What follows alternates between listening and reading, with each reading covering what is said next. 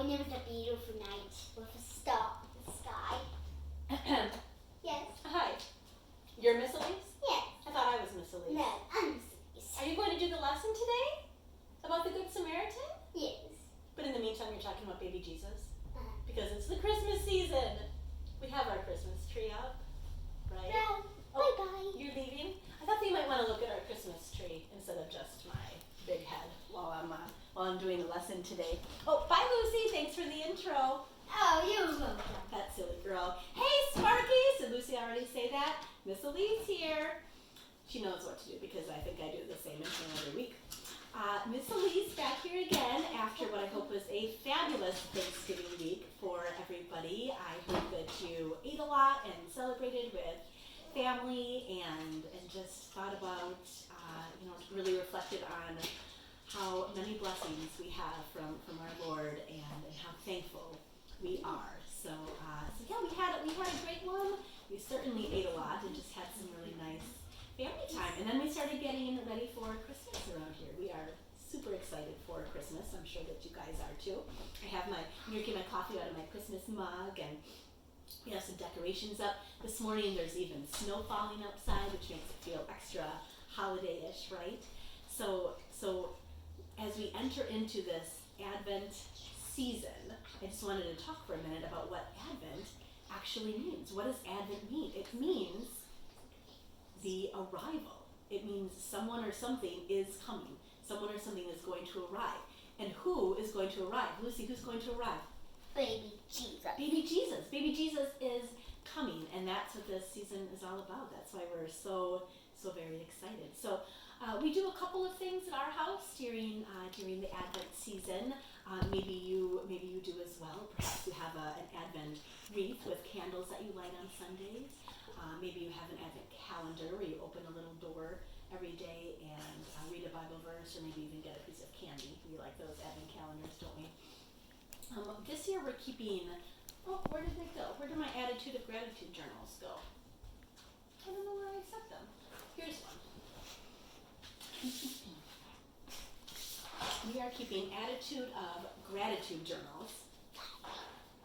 Every day the kids are writing down things that they are thankful for, and that just kind of helps keep the focus on what this season is really about, both Thanksgiving and the Christmas season, instead of focusing on everything that is not normal or not quite right in the world right now. We are choosing to focus on all of our blessings and what we are thankful for, and that gives us the right mindset going into the holiday season. So maybe that's something that you want to do with your family as well. Make a little journal, decorate it, and every day write down 3 or 4 things for which you are thankful, because we have been blessed so very much, haven't we?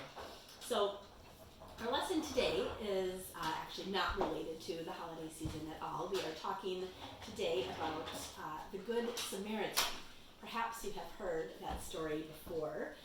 It's actually a really famous story, even for people who aren't necessarily Christ followers or who don't study the Bible. Most people have heard of the story of the Good Samaritan. A Good Samaritan is someone who helps somebody else even when they don't need to. So maybe you've heard someone called a Good Samaritan, like, oh, you helped your little sister with that, aren't you a Good Samaritan, right? So it's kind of a label that we put or that we call somebody who has done something really nice for somebody else. But there actually is a Good Samaritan in the Bible that Jesus tells us about. And a Samaritan, what is a Samaritan? It was a group of people who actually were from the region of Samaria. Can you say Samaria? Good. Can you say Samaritan?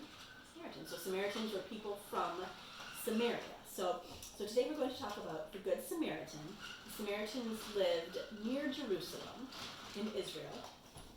The Jews, the Jewish people who lived in Jerusalem, didn't like the Samaritans and tried to stay away from them as much as they could.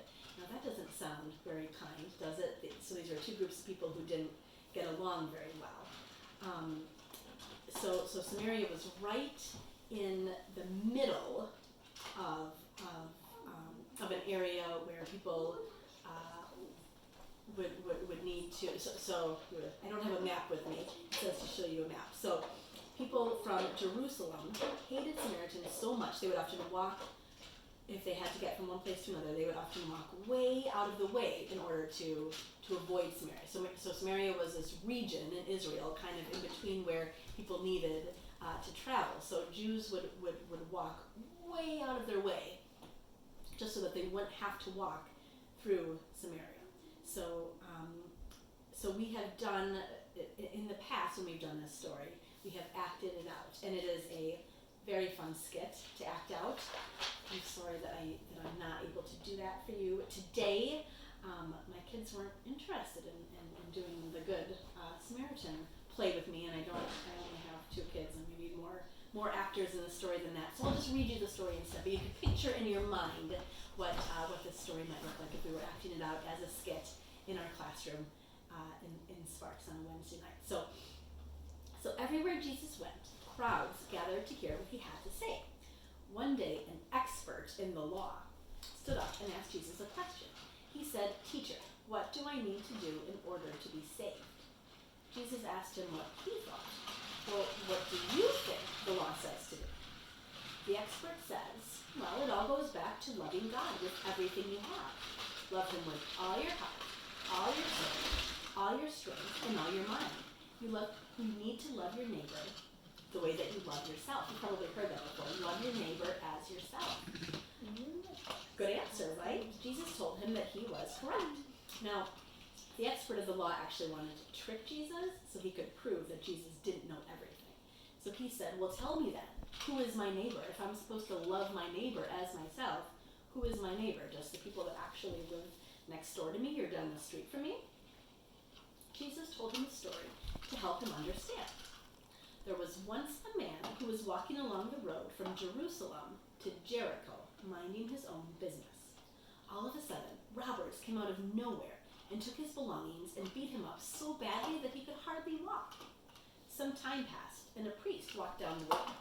The priest saw a Jewish leader, a priest, saw that someone was lying hurt along the road, so he moved to the other side of the road and got as far as he could away from this poor man who was beat up on the side of the road, and walked right by him. He didn't have the time or the desire to stop and help him.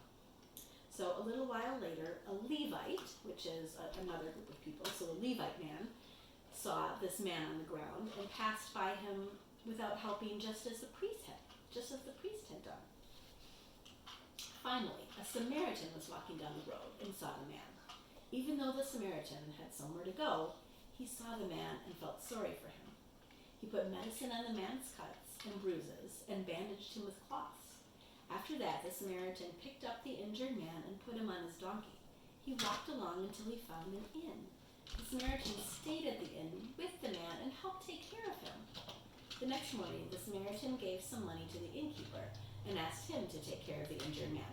The Samaritan even told the innkeeper that he would pay whatever it took to take care of the man.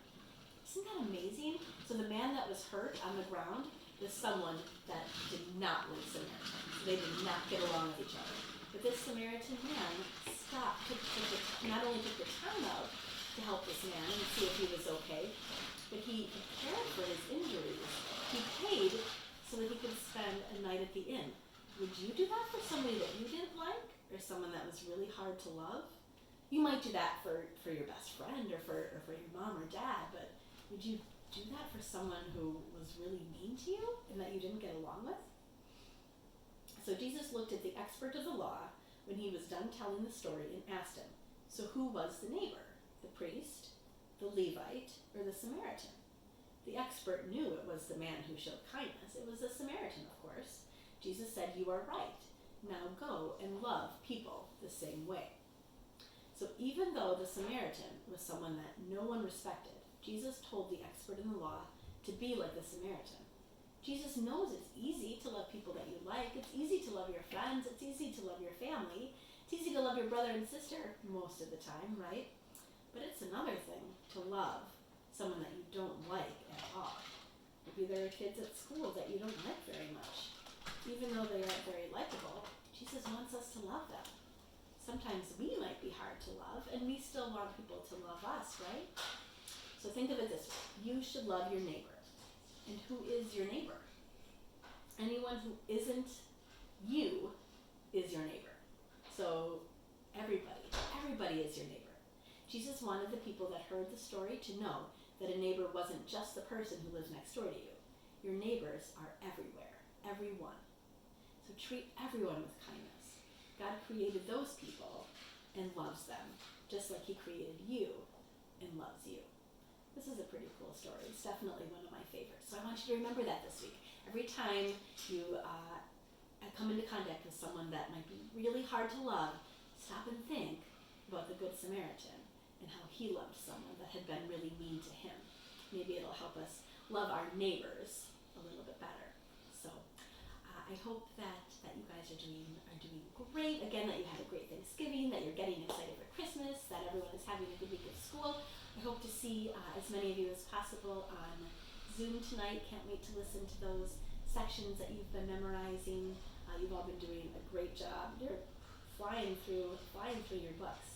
So yeah, it's been great seeing you guys. Have a great week, and we will see you next time. Thank you. Goodbye.